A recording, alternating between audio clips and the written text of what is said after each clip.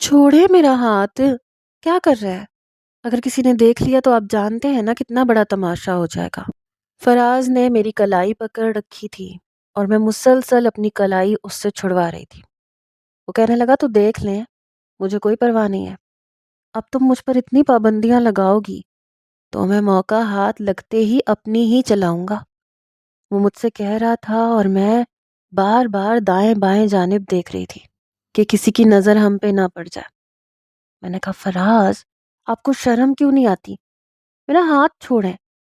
آپ جانتے ہیں نا پاپا کتنے سخت مزاج کے ہیں، ایسی باتوں کو پسند نہیں کرتے۔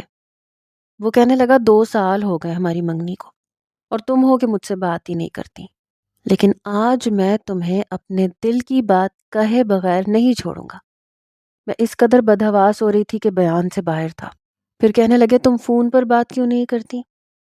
میں نے کہا آپ جانتے ہیں 12 بجے کے بعد ہمارے موبائل ہماری والدہ کے کمرے میں ہوتے ہیں۔ انہیں یہ بات بالکل پسند نہیں کہ لڑکیاں رات دیر تک اپنے منگیتر سے بات کریں۔ چھوڑیں میرا ہاتھ، اگر کسی نے دیکھ لیا تو کیا سوچے گا؟ وہ کہنے لگا بڑی خوبصورت لگ رہی ہو، میرا تو بس نہیں چل رہا، آج ہی تمہیں اپنے ساتھ لے جاؤں۔ اتنا چاہنے والا منگیتر اور شوہر تمہیں کہاں ملے گا جو تم سے ملنے کے بہانے ڈھونڈتا ہے؟ میں نے کہا پلیز فراز، میری پوزیشن کو سمجھنے کی کوشش کریں۔ میں بے حد پریشان ہو گئی تھی، میری کلائی پوری سرخ ہو چکی تھی کیونکہ انہوں نے بہت مضبوطی سے پکڑ رکھی تھی۔ اس سے پہلے کہ میں ہاتھ چھڑواتی انہوں نے میرا ہاتھ کھینچا اور اپنے قریب کیا، لیکن اس کے بعد جو حرکت انہوں نے کی میں سوچ بھی نہیں سکتی تھی۔ میری کمر پہ ہاتھ رکھ کے انہوں نے مجھے اپنے قریب کرنا چاہا۔ میں نے اپنا ایک ہاتھ ان کے سینے پہ رکھا، انہیں پیچھے کرنے کی کوشش کی۔ میں نے کہا یہ کیا کر رہے ہیں آپ؟ چھوڑیں مجھے۔ جس رشتے میں ہم دونوں بن چکے تھے میں شور بھی نہیں مچا سکتی تھی، اپنے بچاؤ کے لیے کسی کو بلا بھی نہیں سکتی تھی۔ ایک عجیب سی سچویشن میں گرفتار ہو چکی تھی۔ کہنے لگے جب تک تم مجھ سے ملنے کا وعدہ نہیں کر لیتی میں تمہیں نہیں چھوڑوں گا۔ میں نے کہا میں نہیں آ سکتی، آپ سمجھا کریں، اتنی ہی جلدی ہے تو آپ رخصتی مانگ لیں، شادی کے بعد آپ جہاں کہیں گے میں آپ کے ساتھ چلی جاؤں گی۔ وہ کہنے لگے جو مزہ شادی سے پہلے رومانس کا ہے وہ بعد میں نہیں ہے، اور میں ایسے موقع چھوڑ نہیں سکتا۔ اس سے پہلے کہ وہ مزید کوئی گستاخی کرتا اور مجھے خفت میں مبتلا کر دیتے، میرے عقب سے واصف بھائی کی آواز آئی۔ وہ کہنے لگے فراز، یہ کیا کر رہے ہو تم؟ ان کا سخت اور اونچا لہجہ سن کے فراز نے مجھے چھوڑا اور میں اس قدر شرمندہ ہوئی کہ بتا نہیں سکتی۔ میں فوراً ہی وہاں سے چلی گئی۔ یہ میری کزن فہمیدہ کی شادی تھی۔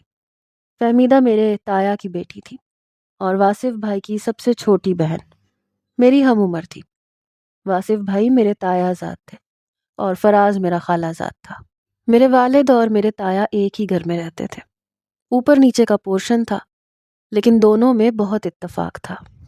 تایا ابا کے سب سے بڑے بیٹے واصف بھائی کا سب پر روب تھا اور ہم سب ان سے ڈرتے تھے۔ جس بات سے وہ منع کر دیتے، ہم میں سے کسی بھی کزن کی یہ جرت نہیں تھی کہ وہ ان کے ساتھ بحث کرتے یا لڑتے جھگڑتے۔ بہرحال جب میری منگنی فراز سے ہوئی تھی، فراز کی فرمائشیں بڑھنے لگی تھیں۔ کبھی اسے مجھ سے ملاقات کرنی ہوتی، کبھی فون پہ بات کرنی ہوتی۔ میں سمجھا سمجھا کے تھک گئی تھی کہ ہمارے گھر میں یہ سب چیزیں کوئی بھی پسند نہیں کرتا۔ میری خالہ کچھ ماڈرن قسم کی تھی اور ان کی فیملی میں ان باتوں کو شاید برا نہیں سمجھا جاتا تھا، لیکن ہمارے ہاں اس بات کا بہت خیال رکھا جاتا تھا۔ ابھی بھی فہمیدہ کی مہندی کا فنکشن تھا جب ہم سب لوگ تیار ہو کر واصف بھائی کی گاڑی میں ہی بیٹھ کر آئے تھے۔ مہندی ایک بہت بڑے ہال میں کی گئی تھی، وہیں فراز اور میری خالہ بھی آئی تھیں۔ وہیں فراز کی نظریں مجھ پر ٹک گئیں۔ وہ بار بار مجھے موبائل پہ میسیجز کر رہے تھے کہ برائیڈل روم کی پچھلی جانب آ کے میری بات سن لو۔ وہ جگہ قدرے سنسان تھی، وہاں پہ کوئی بھی نہیں جاتا تھا۔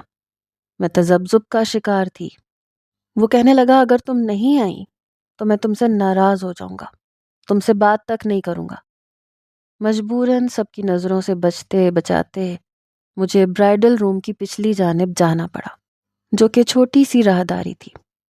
وہاں قریب میں ہی لیڈیز اور جینٹس واش روم بنے ہوئے تھے، اس لیے وہاں پہ زیادہ تر کوئی نہیں آتا تھا۔ جب میں وہاں گئی تو فراز پہلے سے ہی موجود تھا۔ کہنے لگا میں تم سے ملنا چاہتا ہوں، کہیں باہر ریسٹورنٹ میں بیٹھتے ہیں، کھانا کھاتے ہیں۔ میں نے کہا میرے گھر والے مجھے اس چیز کی اجازت نہیں دیں گے، لیکن فراز بضد تھا۔ بہرحال جو کچھ ہوا تھا بہت برا ہوا تھا۔ میرا باقی کا سارا فنکشن اپنے آنسو چھپاتے ہوئے گزرا تھا۔ ہم لوگ فنکشن کے بعد واپس آ رہے تھے تو واصف بھائی بڑے غصے میں تھے۔ جیسے ہی میں فہمیدہ کے ساتھ گاڑی میں بیٹھنے لگی تو مجھے گھورنے لگے۔ میں نظر چرا کے بیٹھ گئی۔ گاڑی انہوں نے کافی تیز چلائی تھی۔ ہم سب لوگوں کو گھر چھوڑا۔ جب میں گاڑی سے اترنے لگی تو کہنے لگے تسبیحہ ابھی سونے کے لیے مت جانا، واپس آ کے مجھے تم سے بات کرنی ہے۔ ان کی یہ بات سن کے میرا دل زور زور سے دھڑکنے لگا۔ میں گھر پہ آ گئی۔ سب لوگ فہمیدہ کی بہت تعریف کر رہے تھے۔ اماں کہہ رہی تھی شکر ہے سب کچھ خیر و عافیت سے ہو گیا، لیکن سب لوگ تھک چکے تھے، اس لیے تائی اماں اوپر کے پورشن میں چلی گئیں، فہمیدہ بھی اوپر چلی گئی۔ میری چھوٹی بہنیں اپنے کمروں میں جا چکی تھیں، لیکن میں لاؤنج میں بیٹھی ہوئی تھی۔ بہت ڈر لگ رہا تھا۔ جو کچھ واصف بھائی نے دیکھا تھا وہ واقعی ایسا تھا جس پر شرمندہ ہوا جا سکے۔ کچھ ہی دیر بعد پھر واصف بھائی کی گاڑی آئی تو تایا ابا، میرے والد اور میرا چھوٹا بھائی بھی ساتھ آ چکا تھا۔ بہرحال آتے ہی سب نے چائے کی فرمائش کر دی، کیونکہ میں ہی بیٹھی ہوئی تھی، جاگ رہی تھی۔ میں نے سب کے لیے چائے بنائی۔ تایا ابا کہنے لگے بس شکر ہے فہمیدہ کا معاملہ اللہ نے خیر و عافیت سے کروا دیا، اب بس تم تسبیحہ کی فکر کرو۔ میں تو کہتا ہوں جلد از جلد رخصتی کروا دو، یہ اپنے سر سے ذمہ داری ختم کرو۔ ماشاء اللہ سے 2 بچیاں اور بھی ہیں، پھر ان کا بھی تو سوچنا ہے۔ والد کہنے لگے میں تو کر دوں، لیکن ان لوگوں کا کہنا ہے کہ 6 مہینے بعد ہی رخصتی لیں گے۔ اب بھائی صاحب، میں اپنے منہ سے بیٹی کی شادی کی بات بار بار کرتا تو اچھا نہیں لگتا۔ واصف بھائی بھی وہیں پہ بیٹھے تھے۔ میں نے چائے بنا کے رکھی، میں کچن میں آ گئی۔ واصف بھائی کہنے لگے چچا میرے خیال سے آپ کو صاف اور سیدھی بات کرنی چاہیے کہ 2 سال ہو گئے ہیں منگنی کو، اس لیے شادی 6 مہینے پہ نہ ٹالیں۔ اگر آپ کو بات کرنے میں جھجک محسوس ہو رہی ہے تو میں اور ابا بات کر لیتے ہیں۔ تایا ابا میرے والد سے کہنے لگے واصف ٹھیک کہہ رہا ہے، میں اور واصف بات کر لیتے ہیں، یہ مناسب رہے گا۔ میرے والد کہنے لگے چلیں ٹھیک ہے، جیسے آپ لوگوں کو بہتر لگے، ہماری طرف سے پوری تیاری ہے۔ چائے کے خالی کپ جب واصف بھائی کچن میں رکھنے آئے تو ماتھے پہ بل ڈالے ہوئے تھے۔ انہوں نے اپنے دونوں ہاتھ باندھے، کہنے لگے نہایت افسوس کی بات ہے، میں سوچ بھی نہیں سکتا تھا کہ منگنی کی آڑ میں تم ایسی حرکتیں کرتی پھرو گی۔ میرے ٹپ ٹپ آنسو بہنے لگے۔ وہ کہنے لگے اپنے آنسو یہیں پہ روک لو ورنہ مجھ سے برا کوئی نہیں ہوگا۔ بمشکل میں نے اپنے آنسوؤں پہ ضبط باندھا تھا۔ میں نے کہا واصف بھائی میرا کوئی قصور نہیں تھا، وہ فراز ہی کچھ۔ وہ کہنے لگے اسے الہام ہوا تھا کہ تم پیچھے کھڑی ہو۔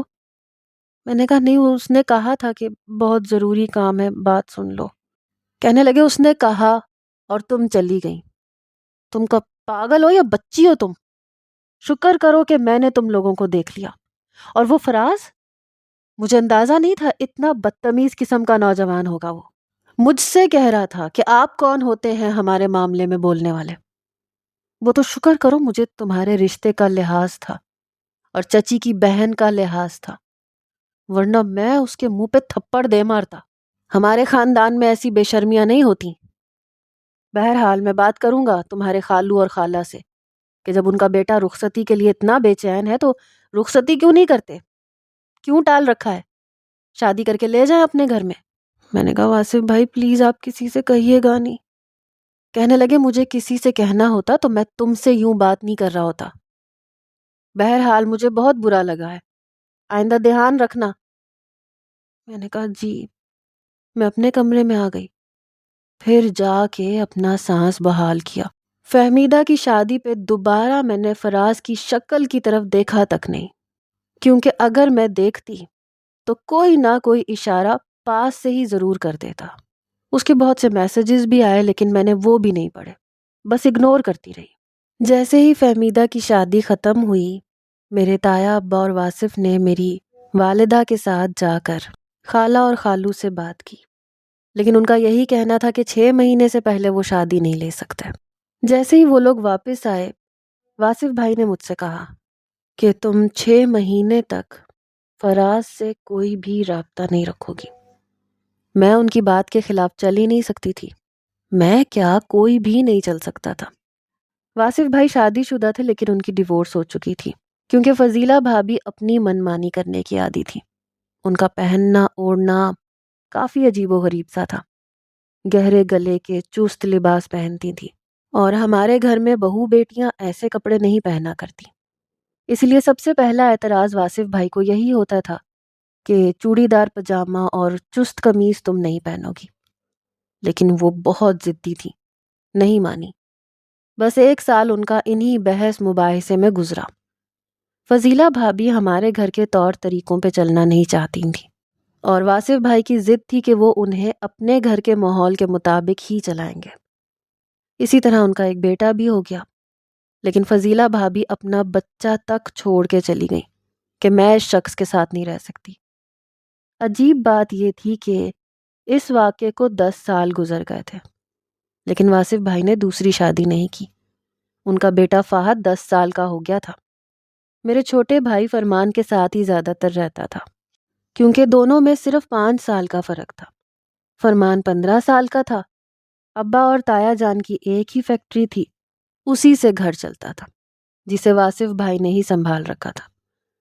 میں نے اس کے بعد فراز سے بات نہیں کی، لیکن 1 مہینے بعد وہ خالہ کے ساتھ ہمارے گھر پہ آیا بھی شام کے وقت جب کوئی مرد گھر پہ نہیں تھا۔ میری والدہ کو یہ بات اچھی تو نہیں لگی، لیکن پھر بھی ان کی سگی بہن تھی، بھانجا تھا، اس لیے کچھ نہیں کہا۔ موقع پا کے فراز میرے کمرے میں پہنچا۔ کہنے لگا یہ تم نے کیا تماشا لگا رکھا ہے، نہ فون اٹھاتی ہو نہ بات کرتی ہو۔ میں نے کہا تماشا آپ نے لگایا تھا، اسی کا خمیازہ بھگت رہی ہوں۔ آپ کو پتہ ہے واصف بھائی نے میری کتنی بے عزتی کی ہے؟ مجھے آپ کے بلانے پہ پیچھے جانا ہی نہیں چاہیے تھا۔ وہ ماتھے پہ بل ڈالے مجھے دیکھنے لگا، کہنے لگا وہ کون ہوتا ہے تم پہ روب جمانے والا؟ جانتی ہو اس دن مجھ پہ بھی ایسے چڑھ دوڑنے کی کوشش کر رہا تھا، لیکن میں نے اس کا منہ بند کروا دیا تھا۔ میں نے کہا ابھی آپ جائیں یہاں سے، ہمارے گھر میں اور آپ کے گھر کے ماحول میں الگ الگ فرق ہے، میرے گھر میں یہ سب پسند نہیں کیا جاتا۔ وہ کہنے لگا کل میں تمہارے کالج آؤں گا اور تم میرے ساتھ ریسٹورنٹ جاؤ گی، اور میں کچھ نہیں جانتا، میں تمہاری کوئی بات نہیں سنوں گا، کوئی بہانہ نہیں سنوں گا۔ میں نے کہا فراز آپ کیوں مجھے ایسی مصیبت میں ڈال رہے ہیں؟ اگر آپ کو زیادہ ہی ہے تو شادی کیوں نہیں کر لیتے؟ کہنے لگا تمہیں کیا تکلیف ہے، کیوں شادی کی اتنی جلدی ہے؟ میں نے کہا میں کہیں نہیں جاؤں گی۔ کہنے لگے اگر تم نہیں گئی تو یاد رکھنا میں تم سے بہت سخت ناراض ہو جاؤں گا، میں تم سے بات تک نہیں کروں گا۔ یہ کہہ کے وہ میرے کمرے سے باہر چلا گیا اور میں پریشان ہو گئی۔ اگلے روز کالج میں بھی میں پریشان ہی رہی۔ جیسے ہی میں باہر جانے کے لیے نکلی تو فراز کی گاڑی باہر ہی کھڑی تھی۔ کالج ہمارے گھر سے زیادہ دور نہیں تھا، پیدل کا ہی راستہ تھا۔ میں انہیں نظر انداز کر کے سیدھا سیدھا چلنے لگی۔ وہ اپنی گاڑی سے باہر آئے، مین روڈ پہ ہی مجھے پکارنے لگے، کہنے لگے تسبیحہ یہی رک جاؤ۔ پھر تیز قدم اٹھاتے ہوئے میرے سامنے آ کے رک گئے۔ میں نے کہا یہ آپ کیا کر رہے ہیں؟ سب لوگ دیکھ رہے ہیں۔ کہنے لگے دیکھ رہے ہیں تو دیکھنے دو، چلو میرے ساتھ۔ انہوں نے میرا ہاتھ پکڑ لیا۔ میں نے کہا میرا بازو چھوڑے، کیوں میرا تماشا بنا رہے ہیں؟ وہ کہنے لگے چلو میرے ساتھ، اور اب تم کوئی ڈرامہ نہیں کرو گی۔ یہ کہتے ہوئے وہ مجھے اپنی گاڑی میں بٹھانے کی کوشش کرنے لگے۔ سب کے سامنے میں اپنا تماشا نہیں چاہتی تھی، اس لیے میں چپ چاپ گاڑی میں بیٹھ گئی۔ وہ مجھے ایک ریسٹورنٹ میں لے گئے۔ کہنے لگے مجھے تمہارے خاندان کی دقیانوسی سوچوں سے سخت چڑ ہے، ایک بار شادی ہو جائے میں تمہیں تمہارے میکے بھی نہیں جانے دوں گا۔ فراز میرے سامنے بیٹھنے کے بجائے میرے برابر میں ہی بیٹھے تھے۔ میں اس وقت بہت پریشان تھی، کالج یونیفارم میں تھی۔ دیکھنے والے مجھے اور فراز کو دیکھ کر عجیب سے اشارے بازیاں کر رہے تھے۔ مجھے عجیب سی شرم آ رہی تھی۔ پتہ نہیں کیا سوچ رہے تھے کہ کیا میں ڈیٹ پہ آئی ہوں، فراز میرا بوائے فرینڈ ہے۔ نوجوان بیٹھے اشارے بازیوں کے ساتھ ساتھ ہنس بھی رہے تھے، آپس میں نہ جانے کیا کہہ رہے تھے، اور مجھے یہ سب بہت برا لگ رہا تھا۔ جو کچھ فراز نے کیا تھا وہ حرکت بھی یقیناً بری ہی تھی۔ ابھی ہمیں بیٹھے ہوئے کچھ ہی دیر ہوئی تھی جب فراز کی بیہودہ حرکتیں شروع ہو گئیں۔ وہ اپنے پاؤں کا انگوٹھا میرے پیر پہ پھیرنے لگا۔ میرا دل زور زور سے دھڑکا، پھر اپنا ہاتھ میری کمر پہ رکھ دیا۔ میں پوری طرح سے گھبرا رہی تھی۔ میں نے کہا یہ آپ کیا کر رہے ہیں، ہاتھ پیچھے کریں، لیکن وہ اپنی حرکتوں سے باز ہی نہیں آ رہا تھا۔ مجھے اپنا آپ بکاؤ مال لگنے لگا۔ وہاں بیٹھے نوجوان میرا یہ تماشا دیکھ کے مسکرا رہے تھے۔ میں اٹھنا چاہتی تھی لیکن فراز مجھے اٹھنے بھی نہیں دے رہا تھا۔ کہنے لگا اتنی دیر بعد تو تم میرے ہاتھ لگی ہو، آج تمہیں چھوڑنے کا جی ہی نہیں چاہ رہا۔ میں یوں تھی کہ ابھی میرے آنسو چھلک پڑیں گے، بہت زیادہ بدحواس تھی، جب اچانک سے مجھے لگا کسی نے فراز کا ہاتھ میری کمر سے اٹھا کے پیچھے جھٹکا ہو۔ وہ بوکھلا گیا۔ وہ جیسے ہی پیچھے ہوا تو سامنے واصف بھائی بڑے غصے سے کھڑے تھے۔ ان کے ساتھ 2-4 لوگ اور بھی تھے۔ شاید وہ اپنے کلائنٹ کے ساتھ میٹنگ کرنے کے بعد انہیں یہاں ریسٹورنٹ میں کھانا کھلانے کے لیے لائے تھے۔ میری تو رنگت اڑی تھی۔ ایک زوردار تھپڑ واصف بھائی نے میرے منہ پہ مارا۔ کہنے لگے کالج کا بہانہ کر کے تم یہ سب کر رہی ہو۔ میں تو کچھ بول ہی نہیں پائی۔ فراز کہنے لگا تم ہوتے کون ہو ہر جگہ پہنچنے والے، کیا لگتے ہو تم تسبیح کے؟ کہنے لگا میں اس کا بھائی لگتا ہوں۔ سن لیا تم نے؟ جب تمہیں پتا ہے کہ ہمارے گھر میں کوئی ایسا الٹا سیدھا فیشن ہے ہی نہیں کہ منگنی کے بعد لڑکا لڑکی ملاقاتیں کریں، تو کیا تمہیں اردو میں سمجھ نہیں آتی؟ اگر تمہیں اتنا ہی شوق ہے اسے ریسٹورنٹ میں لانے کا تو پہلے مولانا صاحب کو لے کر آؤ، عزت سے نکاح کرواؤ اور رخصت کروا کے اس کو لے کے جاؤ، ورنہ دفع ہو جاؤ۔ یہ کہہ کے وہ مجھے اپنے ساتھ باہر لے گئے، مجھے گاڑی میں بٹھا کے گھر لے آئے۔ پورا راستہ میں روتی رہی، یہی کہتی رہی کہ وہ مجھے مجبور کر کے لے کے گیا تھا۔ وہ کہنے لگے تم مجبور ہوئی، اس نے مجبور کیا، اگر تم مجبور نہ ہوتی تو وہ تمہیں مجبور کر نہیں سکتا تھا، تم اسے صاف انکار کر دیتی۔ میں نے کہا آپ میرے رشتے کی نوعیت نہیں سمجھتے۔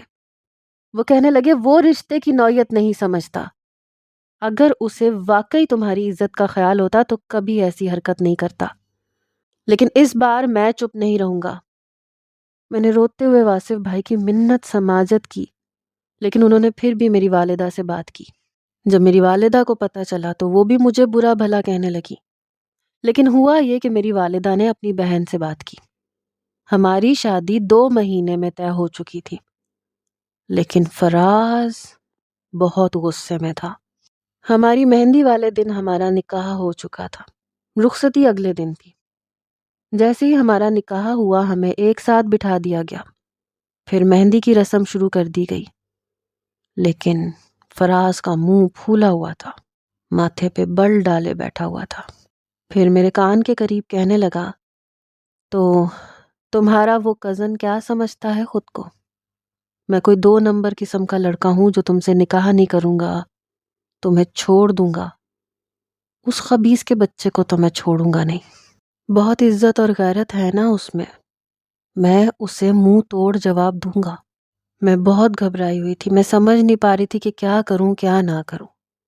بہرحال جیسے ہی مہندی کی رسم ختم ہوئی میں اپنے کمرے میں آ گئی، کیونکہ مہندی گھر پہ ہی کی گئی تھی، لیکن کچھ ہی دیر بعد میری کھڑکی کھٹکی جو کہ باہر کی راہداری کی طرف تھی۔ میں نے کھڑکی میں دیکھا تو فراز تھا۔ میں نے کھڑکی کھولی تو اندر آ گیا۔ میں نے کہا آپ یہاں کیوں آئے ہیں؟ کہنے لگا کیوں؟ اب تو میرا نکاح ہو گیا ہے تم سے، اب کیا تکلیف ہے تمہیں؟ پتہ نہیں انہیں کس بات کا غصہ تھا، کون سی ضد تھی۔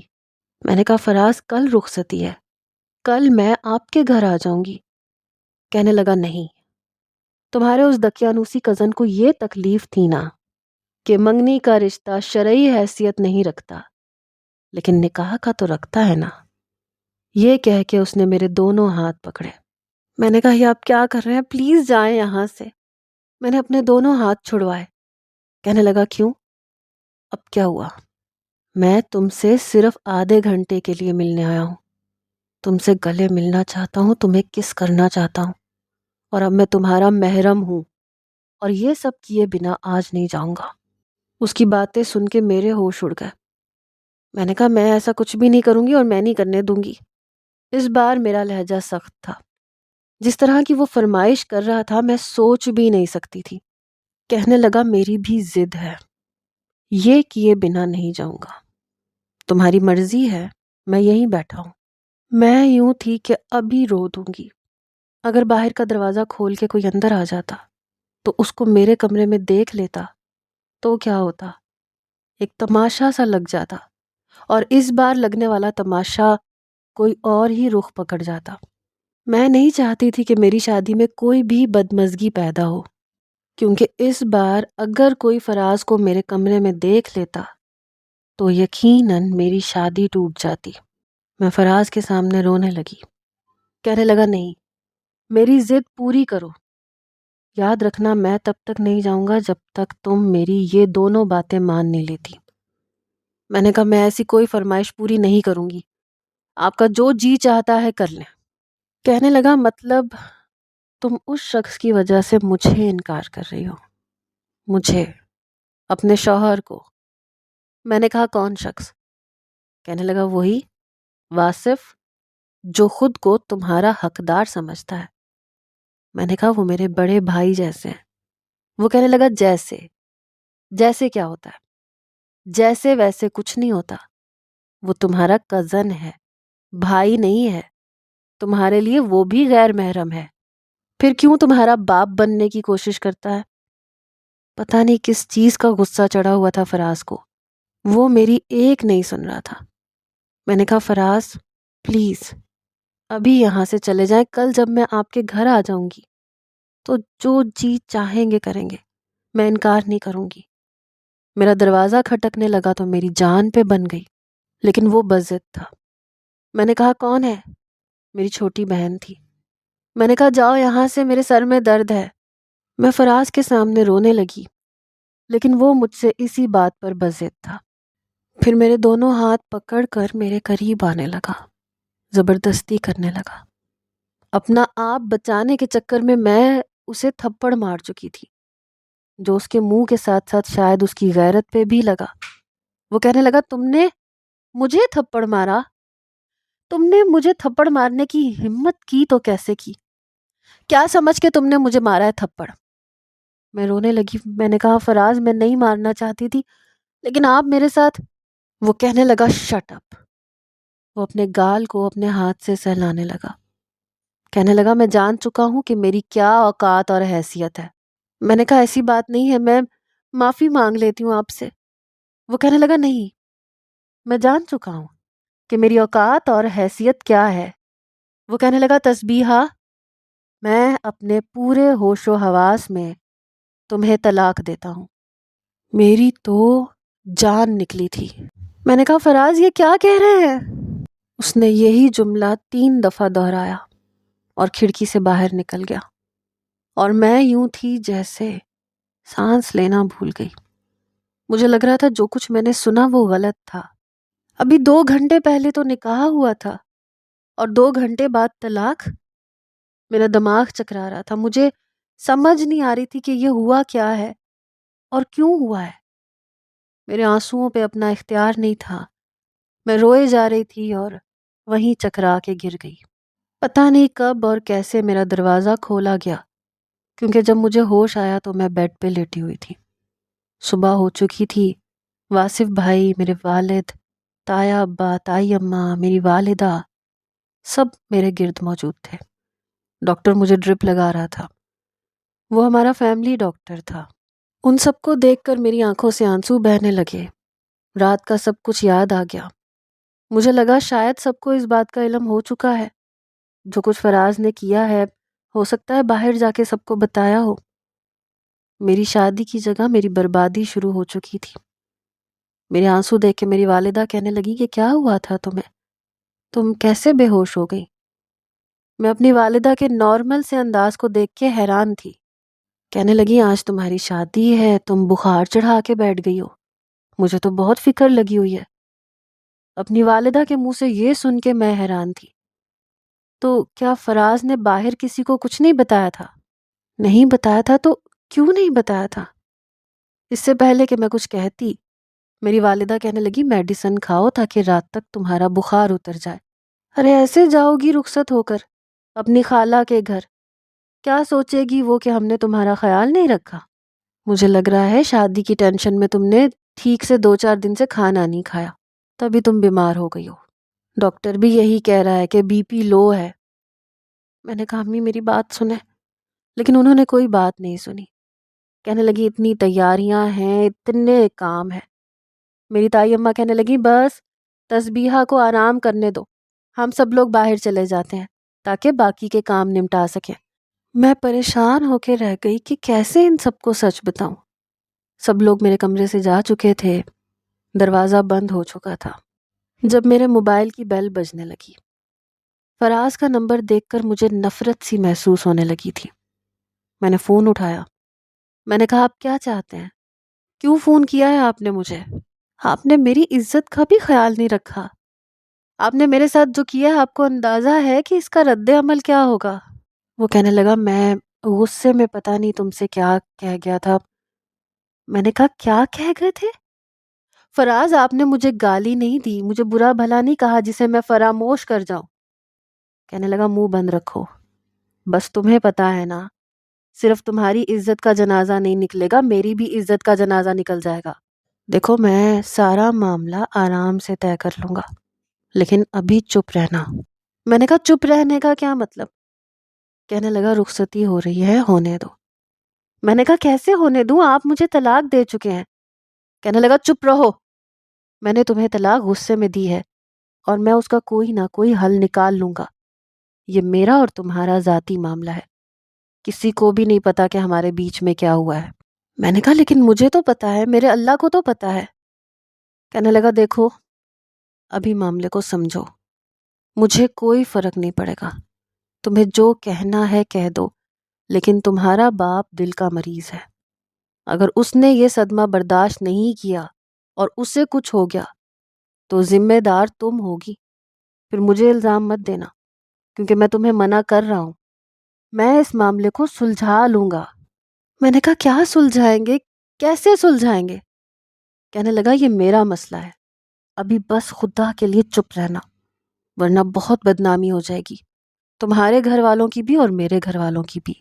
لیکن میں سمجھ نہیں پا رہی تھی کہ میں کیوں چپ رہوں اور کیسے چپ رہوں۔ میں روئے جا رہی تھی، مجھے کچھ سمجھ نہیں آ رہا تھا میرے ساتھ ہو کیا رہا ہے۔ کچھ ہی دیر میں میری والدہ کمرے میں آئی، کہنے لگی تمہارے بابا کی بلڈ پریشر کی دوائی کہاں ہے؟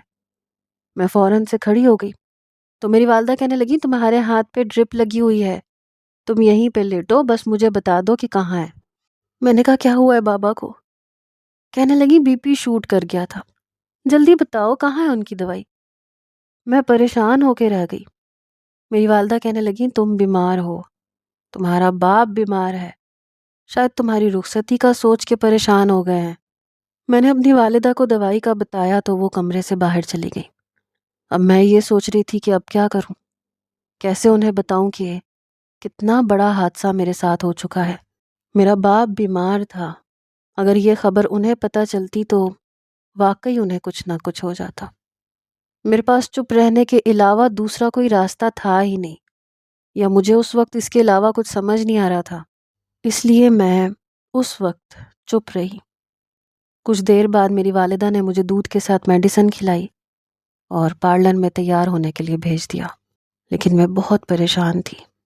میں پارلر سے سیدھا شادی ہال پہ پہنچی، کچھ ہی دیر میں بارات بھی آ گئی، فراز کو میرے ساتھ بٹھا دیا گیا، تصویریں کھینچی جا رہی تھیں، لیکن میں بہت پریشان تھی۔ شاید میں پہلی دلہن ہوں گی جو رخصتی سے پہلے ہی طلاق لے کر اسی کے گھر میں رخصت ہو کے جا رہی تھی جس نے مجھے طلاق دے دی، لیکن میں نہیں جانتی تھی کہ شادی کی رات وہ میرے ساتھ